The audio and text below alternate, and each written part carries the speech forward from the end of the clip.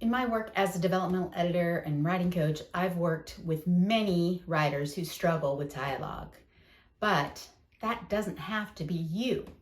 Continue listening to find out 4 ways to keep your dialogue from being boring.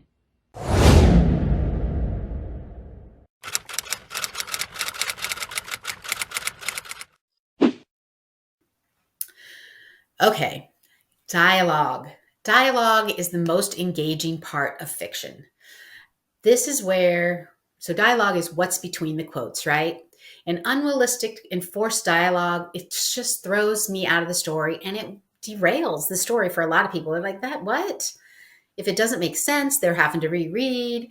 They're going, what? That doesn't sound like them, or they wouldn't say something like that, or um, lots of different things will cause readers to balk if your dialogue is not engaging. So, the best way to make sure that your dialogue is engaging is to read it out loud. Your ear knows what sounds right and what doesn't. If you stumble over it, if your ear says, stop, change it up, read it again with the changed version so that until your ear says, yes, I approve. That does sound right. All right. Most writers will tell you to read your whole manuscript out loud, and I am totally a fan of that. But if you read nothing else out loud except the dialogue, read the dialogue out loud. And a lot of people, now that we have technology that will read to us, that's great. But a lot of times your computer doesn't give the same inflection as what a human reader will give. So dialogue might be part of your story that you actually read out loud, or hey, ask someone else to read the other part so that you can hear the other characters' voices too, to see if they're right. So dialogue always needs to do one of two things, same as every scene should do. It needs to reveal information about your character, their relationships, all right? And it needs to deepen, so it deepens reader engagement, all right? You need to, if someone is tight-lipped and they don't share very much, but then something happens and shakes them up and suddenly they are sharing more than they normally would, and then they're like, that is telling us something about it. It tells them they have been shaken so much. Okay.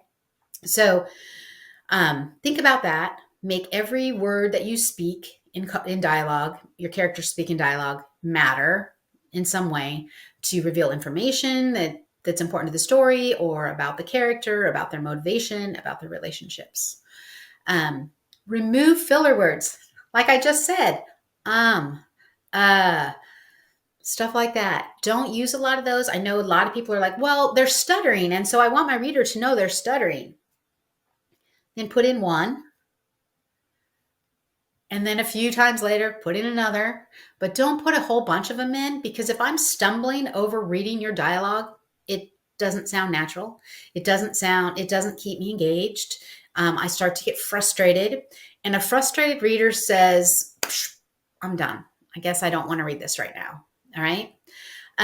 Use contractions. Most people speak with contractions. We do not use the full word like I just did. So you might have some characters who are more formal and they might do that, but most people don't. Vary sentence length. In fact, most of the time, we don't speak in complete sentences. We answer in a few words here, a few words there. Of course, you will have those characters who are like, blah, blah, blah, blah, blah, and they go on and on. Of course, it might be a 3-sentence run-on sentence. So think about that. Vary the sentence length, because that's more how we talk, because we have to take a breath sometime. And then add some interruptions. Usually when we're having a conversation, we don't get to have it completely. Okay. An important conversation that you add an interruption to will heighten the tension of your story. Have characters talk over each other, especially good friends or siblings or people who are just plain rude.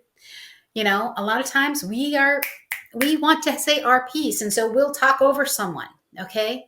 Or we'll get sidetracked because we see something, oh, squirrel, and we're sidetracked. And so suddenly the important revelation we were going to give that was going to really help the character understand something doesn't happen because now the person is sidetracked who was going to give them that information. So frustration, and they're trying to, and again, more tension that you're adding, but it is dialogue that is engaging. All right. Your dialogue will not be boring anymore because you're going to read it aloud and you're going to use contractions and incomplete sentences.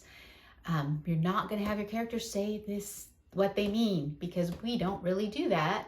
And you're going to provide plenty of believable organic interruptions to keep the tension rising.